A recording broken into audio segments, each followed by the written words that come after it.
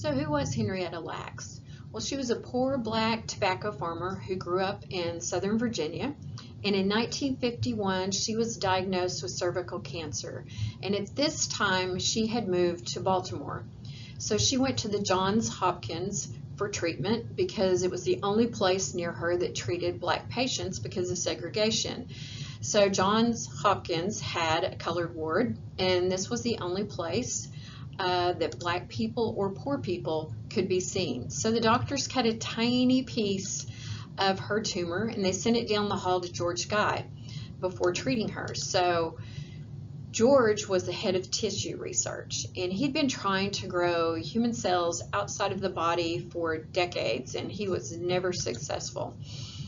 Henrietta's cells, however, doubled in the first 24 hours, and they pretty quickly started to take over the lab. So one petri dish turned into 2, and then 4, and then 8, etc.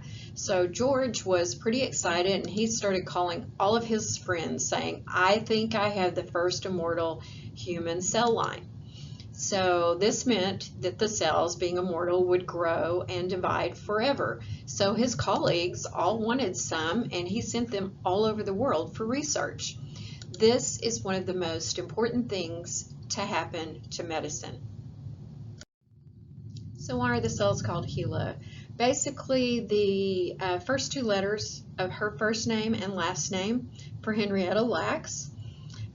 So these were her cervical cancer cells, which are immortal, just meaning they continue to divide when most would die. And this ability to survive through endless generations of cells is what makes them invaluable for scientists conducting experiments on human cells.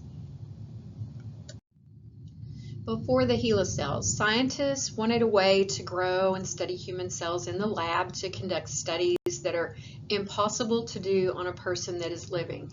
So when these cervical cells from Henrietta Lacks were successfully grown in petri dishes in 1951, scientists had a source of cost-effective and easy-to-use cells. And this expanded their ability to conduct research. Everything from polio to the COVID-19 vaccinations to cancer research and sequencing of the human genome. Hela cells have played an enormous role in many scientific discoveries and advancements. So Henrietta Lacks' story is also an ongoing bioethics case because these cells were taken from her during a routine cervical cancer biopsy, and they were then given to her researchers without her consent, as was the common practice at this time. So the Lacks family has long attempted legal actions against companies, and they say the companies have unfairly benefited from the Henrietta Lacks cells. Well, a 2010 book by journalist Rebecca Sklutz details how the Hela cells affected both science and the Lacks family. One thing that you need to understand is that at this point in time, we didn't have any laws on ethics. So technically, no laws were being broken. We look at it now and we go, that's not right. Well, that's because we now have laws, but they actually weren't breaking any laws at that time. Okay, so how did her cells become immortal? Well, she didn't know that the cells in her cervix were infected with HPV virus, which was and still is a sexually transmitted disease. And there's about 150 different types of HPVs, but only a small group are known to cause cervical cancer. 99.7% of cervical cancers are HPV positive. Fortunately, most people infected with high-risk HPVs are able to clear out the virus before it becomes cancerous. So HPV vaccinations can prevent over 90% of the HPV-related cancers, but 10% of people with HPV infections on their cervix develop cancers. Sadly, Henrietta was one of the unlucky ones. But her misfortune has helped to show us how HPV works. So since the Nobel Prize-winning 1976 discovery of HPV's essential role in cervical cancers, many scientists have been investigating how it causes this cancer. So there are 2 proteins, And it turns out the virus cancer-causing ability is linked to the two proteins that it produces. And these vital proteins can target and destroy two major human proteins that protect against cancer, P59 and retinoblastoma. And P53 and RB for short act as sentinels, making sure that the cells don't accumulate harmful genetic mutations and they stop dividing after a set number of cycles. Research has focused on how HPV proteins interact with tumor suppressing proteins in different types of human cells, including Hela. So most cells divide around 40 to 60 times before they become too old to function properly and they're naturally killed off. But HPV can allow cells to divide forever. And because they attack the sentinels, keeping the uncontrolled division in check.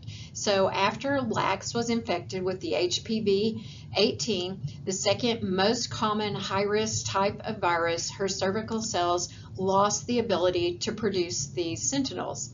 And without a growth checks in place, her cells were able to divide indefinitely and they became immortal, living on to this day, both in test tubes and in the 70,000 studies that they've made possible. Okay, some facts on the Hela cells. There are more than 17,000 patents that deal with the Hela cells. They're responsible for developing technologies, how cells grow and divide, how cells survive in extreme temperatures, heat or cold. How do cells survive in space, vaccines, cancer research, AIDS, HIV, genetic mapping, cell culture practices, cloning, in vitro fertilization, Parkinson's disease treatments, and it's mentioned in over 60,000 research papers, the Hela cells are. So polio was the first vaccine that it's accredited with, and it totally eradicated the disease. And most every vaccine since, they've used the Hela cells. So this includes the COVID-19 vaccination a few years ago. And it's estimated that the Hela cells has saved over 10 million lives. And the Hela cells are widely used in pharmaceutical research as a readily available human cell line. So this allows scientists to be able to study the effects of drugs, toxins, and viruses on human cells. So in the Human Genome Project, they also mapped Henrietta Lax's cells. So there's over 50 million metric tons of Hela cells that has been grown. So this represents an enormous boom to medical and biological research. So as of 2024, a vial of Hela cells can cost anywhere between $383 and $600, depending on the supplier and the quantity ordered, with some sources mentioning prices exceeding $2,000 per milliliter for large quantities. However, it's important to note that the price can vary based on the provider and the specific order details. Bioethics. Henrietta Lacks is called the mother of all medicine. She is why we have bioethics in medicine today and why we have informed consent in medical research. So The Immortal Life of Henrietta Lacks by Rebecca Skloot is an award-winning book published in 2010 that led to an HBO movie in 2017, and it covers the journey of Rebecca Skloot and Henrietta's daughter Deborah to discover the history behind her life. Rebecca first learned about Hela cells in 1988 when she was 16 years old in a community college biology class, and she had questions. She was like, "Where was she from?" I asked. "Did she know how important her cells were? Did she have any children?" "I wish I could tell you," her instructor said, "but no one knows anything about her." So Rebecca went on to get a degree in biology, and she became a journalist while also working in a veterinarian office, and she dedicated 10 years to research and to be able to write this book. And she still crisscrosses the country to talk about it alongside the memories of the Lax family. So in 2013, after many lawsuits, the Lax family finally gained control of the access of Henrietta's genetic information. They only allow Hela cells to be used for research now, and they have a say in who gets to use her cells.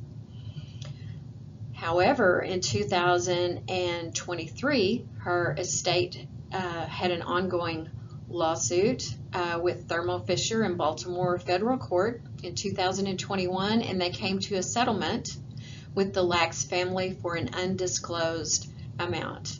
I do need to also add that Johns Hopkins that took her cells, they never profited from the sale of the cells.